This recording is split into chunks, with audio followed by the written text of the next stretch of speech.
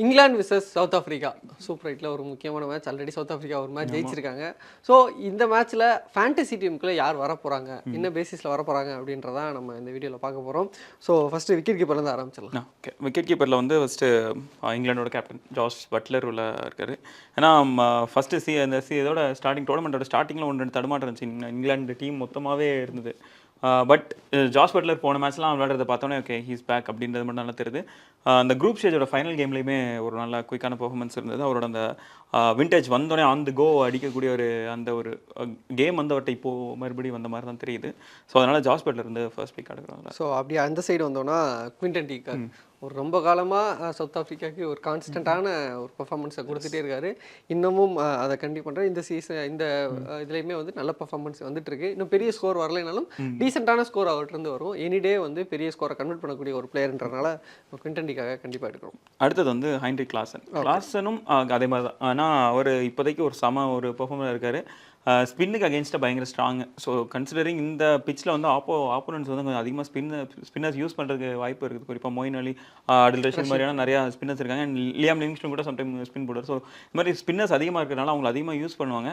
So அதை capitalise பண்ணுறதுக்கு Klaasen வந்து ரொம்ப வைட்டலாக இருப்பாருன்னு தோணுது. அண்ட் அஃப்கோர்ஸ் இந்த சீசனுமே நல்லா பெர்ஃபார்மன்ஸ் நல்லா கொடுத்துருக்காரு. மேபி லைக் அந்த பழைய ஆக்சுவல் கிளாஸ், அந்த கில்லர் கிளாஸன் மாதிரியான இதுன்னு நம்ம பார்க்கல. But still a dangerous player அப்படின்றதுனால நம்ம கிளாஸ்னை எடுத்துருக்கோம். ஸோ அடுத்து யாருன்னா ஃபில் சால்ட். அவருக்கு இந்த ஒரு 1 இயர்ன்றது ஒரு நல்ல பீரியடாக இருக்குது அப்படின்னு சொல்லணும். ஐபிஎல் அதுக்கு முன்னாடியுமே நல்ல ஒரு ஃபார்மில் தான் இருந்தார். அது அப்படியே ஐபிஎல்லையுமே கண்டினியூ பண்ணார். நிறையா நல்ல scores, match winning scores, KKR அப்படி டாமினேட் பண்ணுறதுக்கு காரணமான முக்கியமான ஓப்பனராக இருந்தார்.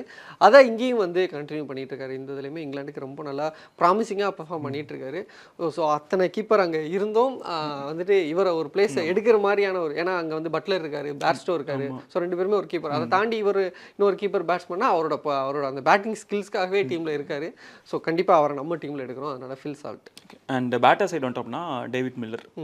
யூஸ்வலாக வேணா T20 அப்படின்னாலே மில்லர் வந்து ஒரு ஈஸி சாய்ஸாக இருப்பார். ரொம்ப ஒரு அன்அவாய்டபுளான ஒரு பிளேயராக இருப்பார். அவரோட ஃபார்மில் சில கொஸ்டின்ஸ் இருந்தது. பட் இந்த டோர்னமெண்ட்டில் ஸோ ஃபார் ஸோ குட் அப்படின்னு நான் சொல்லணும். 2-3 மேட்சஸ் வந்து சிங்கிள் ஹேண்டடாக சவுத் ஆஃப்ரிக்கா வின் பண்ணவும் வச்சிருக்கிறாரு. ஸ்டில் சவுத் ஆஃப்ரிக்காவில் பேட்டிங்கில் அங்கே சில ஓட்டைகள் இருந்தாலும் இவர் வந்து ஒரு ஸ்ட்ராங்கான ஒரு பிளேயராக நின்று ஆடக்கூடிய ஒரு பிளேயராகவும் இருக்கார். அட் த சேம் டைம் கொஞ்சம் அக்ரெசிவாக இருக்கணும், அடுத்த கியருக்கு ஷிஃப்ட் பண்ணணும் அப்படின்னும் போதும் எந்த ஒரு ஜெர்க்கும் இல்லாமல் அடுத்தது ஈஸியாக ஷிஃப்ட் பண்ணக்கூடிய ஒரு பிளேயராக இருக்கார். ஸோ அதனால் மில்லர் டீமில் எடுத்துருக்காங்க. ஸோ அடுத்து இன்னொருத்தருமே ஒரு விக்கெட் கீப்பர் கேட்டகரியில் வரக்கூடியவர் தான் ஜானி பேர்ஸ்டோ. அவரை வந்து எல்லா ஃபார்மெட்லேயும் விளையாடக்கூடிய எல்லா டைப் ஆஃப் பேட்ஸ்மேன். அவர் எல்லா மாதிரியான பொசிஷன்லேயுமே ஆடுவார். ஓப்பனிங் ஆடுவார், ஒன் ஆடுறாரு, பின்னாடி இறக்கி விட்டால் ஆடுறாரு. ஒரு ஸ்லோ இன்னிங்ஸ் பில்ட் பண்ணணும்னாலும் அவரால் முடியும். ரொம்ப அட்டாக்கிங்காக போக வேணும்னா அதையும் முடியும். ஐபிஎல்ல 2-3 மேட்ச் பார்த்தோம். டுவர்ட்ஸ் எண்டில் அப்படி ஒரு பிளாஸ்டிங்கான இன்னிங்ஸை பார்த்தோம். ஸோ அதை வந்து எனிடே வந்து அவர் உள்ள கொண்டு வருவார் அப்படின்றனால இப்பயுமே வந்து அந்த ஸ்டார்ட் இருக்குது. 2-3 மேட்ச் வந்து நல்ல ஒரு ஸ்டார்ட் கொடுத்துருக்காரு. ஸோ அதை பெருசாக கன்வெர்ட் பண்ணுவார் அப்படின்றதுனாலேயே அவரோட எக்ஸ்பீரியன்ஸ் அந்த குவாலிட்டிக்காகவே நம்ம அவர் டீமில் எடுக்கிறோம். அண்ட் ஆல்ரவுண்டர்ஸ் வந்துட்டோம் அப்படின்னா மொயின் அலி ஒருத்தர் தான் எடுத்துருக்கிறோம். முன்னாடி சொன்ன மாதிரி இதனால் ஸ்பின் அசிஸ்டிங் பிச் அப்படின்றதுனால மொயின் அலியோட பவுலிங் கொஞ்சம் வைட்டலாக இருக்கும். அட் த சேம் டைம் இன்னொன்று என்னென்னா பேட்டிங்லேயுமே கொஞ்சம் அப்படியே ஆர்டர் வர்றாரு. மோஸ்ட்லி வந்து 2 டவுன் வந்துடுறாரு. அப்படி இன்கேஸ் ரொம்ப அந்த மழை பெஞ்சு டிஎல் ஆனால் மட்டும்தான் அவர் வந்து கொஞ்சம் ஒரு டவுன் தி ஆர்டர் வரக்கு அனுப்பிவிட்றாங்க. அதுக்கு மேலே 1-2 பின்னாடி உள்ள அந்த ஃபினிஷர்ஸ் வந்து ப்ரொமோட் பண்ணுறதுனால மற்றபடி அவர் வந்து கண்டிப்பாக நிறைய சான்சஸ் கிடைக்கும். அண்ட் ஸ்பின் பவுலிங் அப்படின்னால டெஃபினட்டாக ஒரு குறைஞ்சபட்சம் 2-3 ஓவர் போடுறதுக்கு வாய்ப்பு இருக்குது. இன்கேஸ் அவருக்கு கிளிக் ஆகும் பட்சத்தில் அது 4 ஓவராகவும் மாறுறதுக்கு வாய்ப்பு இருக்குது. ஸோ 2 சைட்லேயுமே ரிட்டர்ன்ஸ் கிடைக்கும் அப்படின்றதுனால நம்ம அவரை டீமில் எடுத்துருக்கோம். ஸோ அப்படியே பவுலிங் சைடு வந்தோம்னா இங்கிலாந்து இருக்கக்கூடிய ஃபர்ஸ்ட் ஸ்பின்னர் அடில் ரஷீத். அவர் வந்துட்டு இங்கிலாந்துக்கு ரொம்ப காலமாகவே ஆடிட்டு இருக்காரு. ஒரு ட்ரீம் ஸ்வானுக்கு அப்புறம் பெருசாக இங்கிலீஷில் வந்து ஸ்பின்னர்ஸ் நம்ம பார்க்க முடியல. பட் ஆனால் அந்த இடத்த இவர் வந்து கான்ஸ்டண்ட்டாக ஃபில் பண்ணிட்டு இருக்காரு அப்படின்னே சொல்லணும்.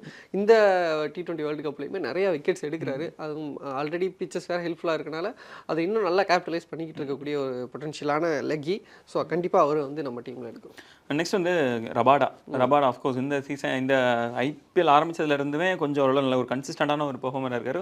ஒரு ரிலையபிளான ஒரு சாய்ஸாக இருக்கார். மேபி லைக் ஒரு விக்கெட் சைட்லேயும் சரி, ரன்ஸ் எக்கனாமிக்கல் சைட்லேயும் சரி, 2லேயுமே ஒரு ரிலேபிளான ஒரு சாய்ஸாக இருக்கார். அண்ட் உங்களுக்கு இன்கேஸ் அப்படி தவறி அவருக்கு பேட்டிங் கிடச்சிது அப்படின்னா ஒருவேளை அவருக்கு ஒரு சுற்றுல ஒரு 6 போகும் சான்ஸ் இருக்குது. ஸோ எஸ் அஃப்கோர்ஸ் அதெல்லாமே போனஸ் தான். பட் ஸ்டில் அவர் இன்னுமே என்னென்னா ஒரு விக்கெட் டேக்கிங் பவுலராக தான் அந்த டோர்னமெண்ட் ஃபுல்லாகவே இருந்துட்டு வந்திருக்காரு. ஸோ அதனாலவே ரபாடா எடுக்கிறோம். ஸோ அடுத்து யார் அப்படின்னா ஆர்ச்சர்னா ஒரு நம்ம பார்த்த நம்ம பயந்த அந்த மாதிரியான ஆர்ச்சராக இல்லை. ஒரு நடுவில் நிறைய ஒரு இன்ஜுரி இருந்துச்சு, டெப் இருந்துச்சு, ஐபிஎல்ல பேஸ் இல்லாமல் இருந்தார். பட் இந்த T20 வேர்ல்டு கப்பில் இன்னொரு நியூ ஆர்ச்சராக இருக்காரு அப்படின்னே சொல்லணும். நம்ம சொன்ன மாதிரி அந்த அளவுக்கு அக்ரெசிவாக இல்லைனாலும் பட் ஃபார் பெட்டராக இருக்காரு. அவருக்கு முன்னாடி இருந்த பொசிஷனோட ஃபார் பெட்டராக இருக்காரு. விக்கெட்ஸ் வந்துட்டு இருக்கு. ஸோ அந்த விக்கெட் கிடைக்குது அப்படின்றதுனால அந்த ஃபார்ம் அந்த கான்ஃபிடென்ட் அவருக்கு இன்னும் ரைஸ் ஆகும் பட்சத்தில் இன்னும் நிறைய நல்ல பெர்ஃபார்மன்ஸ் வர வாய்ப்பு இருக்குது. ஸோ அதனாலேயே நம்ம ஆர்ச்சரை நம்ம டீமில் இருக்கு. ஓகே, ஸோ ஃபைனல் 11ல் இருக்கிற யாருன்னா ஆண்ட்ரிஸ் நார்கியா வந்து ஆக்சுவலாக மற்றதுக்கு முன்னாடி சொன்ன பிளேயர்ஸ் எல்லாமே என்னென்னா ஐபிஎல்ல நல்லா பெர்ஃபார்ம் பண்ணாங்க, அந்த ஃபார்ம் அப்படியே கொண்டு வராங்கன்னு சொன்னோம். பட் நார்கியா வந்து அப்படியே டோட்டல் கான்ட்ராஸ்டிங்காக இருக்குது.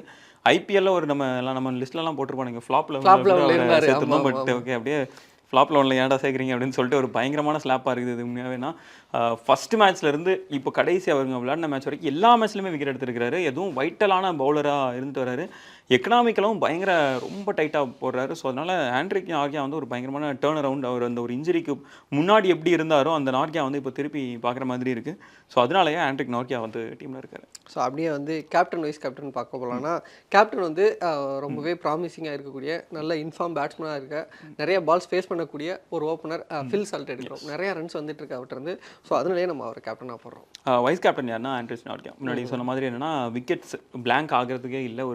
ஒரு சேஃபர் பிக் மாதிரி கூட நம்ம எடுத்துக்கலாம். ஏன்னா கேரண்டீடாக ஒரு 25 பாயிண்ட் உங்களுக்கு ஒரு விக்கெட்டில் கிடச்சிருது. அதுக்கப்புறம் கூட உங்களுக்கு நிறைய பாயிண்ட் கிடைக்க சான்சஸ் இருக்குது. ஸோ அதனால நார்கியா வந்து உங்களுக்கு வைஸ் கேப்டன் எடுத்துருக்கோம். ஸோ அப்படியே அடுத்து வந்து 4 சப்ஸ்டியூட் பிளேயர்ஸ் வச்சுருக்கோம். அவங்களும் நல்ல குவாலிட்டியான பிளேயர்ஸாக தான் இருக்காங்க. ஸோ பட் சில காரணங்களால் நம்ம அவங்களை எடுக்கல. அதில் ஃபஸ்ட்டு யார் அப்படின்னா ஷம்சி. அவருமே ரொம்ப நல்லா பவுலிங் பண்ணிட்டு இருக்காரு. நிறைய விக்கெட்ஸ் விழுகுது அவருக்கு. பட் ஸ்டில் இருந்தாலும் சில மேட்சஸ் வந்து ஆஃப் கலராக போயிடுறாரு. அப்படின்றதுனால நம்ம அவர் எடுக்கல. இல்லை அடில் ரஷீதை கம்பேர் பண்ணும்போது இவர் இன்னும் பெட்டராக இருக்காரு அப்படின்னு நீங்கள் நினச்சிங்கன்னா தாராளமாக சம்சி அப்படியே ரீப்ளேஸ் பண்ணிக்கலாம். ஓகே, நெக்ஸ்ட் யார்னா கேசவ் மகாராஜுமே கிட்டத்தட்ட சம்சிங் சொன்ன அதே விஷயங்கள் கூட நம்ம சொல்லலாம். 1 or 2 மேட்ச்சில் கொஞ்சம் ஆஃபாக இருக்கிறாரு. பட் இவர்கிட்ட என்ன கொஞ்சம் பேட்டிங்குமே கொஞ்சம் டீசெண்டாக பேட்டிங் இருக்கும் அவர்கிட்ட. அண்ட் ஒருவேளை ஸ்பின்னுக்கு கொஞ்சம் அதிக அசிஸ்ட் பண்ணுற ஒரு பிச், இன்னும் ஒரு பேசர் கம்மி பண்ணிட்டு ஸ்பின் நான் அதிகமாக எடுக்கணும் அப்படின்னு நினச்சிங்கன்னா நீங்கள் மேபி ஆர்ச்சருக்கு பதிலாக கூட நீங்கள் மகாராஜ் எடுத்துக்கலாம். ஸோ அடுத்து வந்து ஹாரி ப்ரூக். இங்கிலீஷில் நல்ல பேட்டிங் பண்ணிக்கிட்டு இருக்கக்கூடிய ஒருத்தர் அவர். ஆனால் அவர் ஒரு ஆர்டர் வந்து கொஞ்சம் முன்னாடி இருக்கிறனால நம்ம அவரை எடுக்கல. பட் மொயின் அலிக்கு ஒரு எட்ஜ் கொடுத்தோம் அவர் பவுலிங் இருக்கிறனால. பட் ஹாரி ப்ரூக் வந்து இல்லை ஒரு பெரிய ஸ்கோராக கன்வெர்ட் பண்ணக்கூடிய ஒரு பொட்டன்ஷியல் இருக்கக்கூடிய பிளேயர் அப்படின்னு நீங்கள் நினச்சிங்கன்னா நீங்கள் ஜானி பேஸ்டோக்கு பதிலாக கூட இவரை எடுக்கலாம். ஃபைனல் யார்னா மார்க்ரம் ஆஃப்கோர்ஸ் இவருமே கிட்டத்தட்ட அந்த ஐபிஎல் ஃபார்ம் அப்படியே கொண்டு வராமல் கொஞ்சம் ஒரு பெட்டரான பிளேயராக வந்திருக்காருன்னே சொல்லலாம். பவுலிங்கும் அப்பப்போ போடுறாரு இப்போ. ஸோ அதனால் பவுலிங்லேருந்து நமக்கு ரிட்டர்ன்ஸ் கிடைக்குது. மேபி லைக் நமக்கு என்னென்னா பவுலர்ஸ் கொஞ்சம் அதிகமாக இருக்கிறாங்க. ஒருவேளை இன்னும் ஒரு 4 பவுலர்ஸ் இருக்கிறாங்க. ஒரு பவுலர் கொஞ்சம் இது பண்ணிட்டு பேட்டிங்க்கு அசிஸ்ட் பண்ணுற மாதிரியான ஒரு பிச் ஆகிடும் அப்படின்ற மாதிரி நீங்கள் ஃபீல் பண்ணிங்க அப்படின்னா நீங்கள் வந்து மார்க்ரம் வந்து இன்னொரு பவுலர் பதில் கூட எடுத்துக்கலாம். மேபி லைக் ரபாடா பதில் கூட நீங்கள் டீமில் எடுத்துக்கலாம். ஸோ இதுதான் நம்மளோட 11 அண்ட் கேப்டன் வைஸ் கேப்டன் சொல்லியிருக்கோம். 4 சப்ஸ்டியூட் பிளேயர் அவங்கள நீங்கள் 11ல் கூட எடுத்துக்கலாம். உங்களோட 11 என்ன மாதிரி இருக்குது, நாங்கள் யாரை மிஸ் பண்ணிட்டோம் அப்படின்றலாம் கமெண்ட் பண்ணுங்கள். அடுத்த மாதிரி சந்திப்போம்.